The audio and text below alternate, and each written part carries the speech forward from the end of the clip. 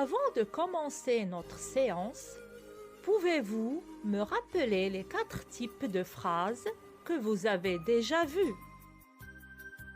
Les types de phrases sont la phrase déclarative, la phrase interrogative, la phrase exclamative et la phrase impérative qu'on va voir dans cette leçon.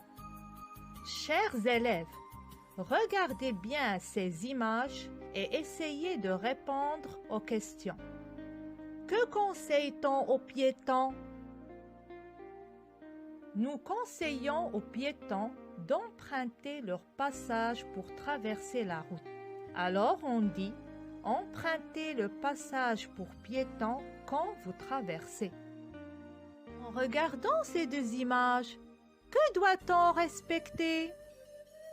On doit respecter le code de la route en disant « Respectons le code de la route ». Dans ces images, le feu est vert. Qu'est-ce qu'on interdit aux piétons quand le feu est vert? Quand le feu est vert, on interdit aux piétons de traverser. Alors, on dit « Ne traversez pas quand le feu est vert ».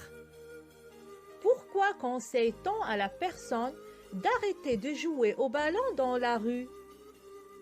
Parce qu'elle risque de se faire écraser. Alors, on conseille la personne « Arrête de jouer au ballon dans la rue, tu risques de te faire écraser ». Maintenant, les élèves, lisez avec moi ces phrases. Empruntez le passage pour piétons quand vous traversez. Respectons le code de la route. Ne traversez pas quand le feu est vert. Arrête de jouer au ballon dans la rue, tu risques de te faire écraser. Par quel signe de ponctuation ces phrases se terminent-elles? Elles se terminent par un point final ou un point d'exclamation. Regardez les verbes en couleur. Sont-ils précédés d'un pronom? Les verbes emprunter, respectons, traverser, arrête ne sont pas précédés d'un pronom. Donc, quel pronom pouvez-vous mettre devant ces verbes? Les pronoms qu'on peut mettre sont vous, nous, vous, tu. Empruntez le passage pour piétons quand vous traversez. Respectons le code de la route. Dans ces 2 phrases, qu'est-ce qu'on exprime? On exprime un conseil. Ne traversez pas quand le feu est vert. Dans la phrase C, qu'est-ce qu'on exprime? On exprime une interdiction. Arrête de jouer au ballon dans la rue, tu risques de te faire écraser.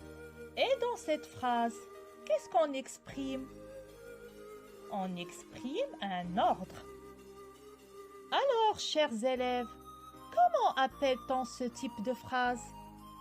Oui, bravo, ce sont des phrases impératives. Alors, pour la dernière partie de la leçon, nous allons faire une récapitulation. Retenez bien. La phrase impérative exprime un ordre. Exemple. Viens ici immédiatement. Ou un conseil. Exemple. Écoutons bien notre professeur. À la forme négative, elle exprime une interdiction. Par exemple, ne parlez pas pendant le cours.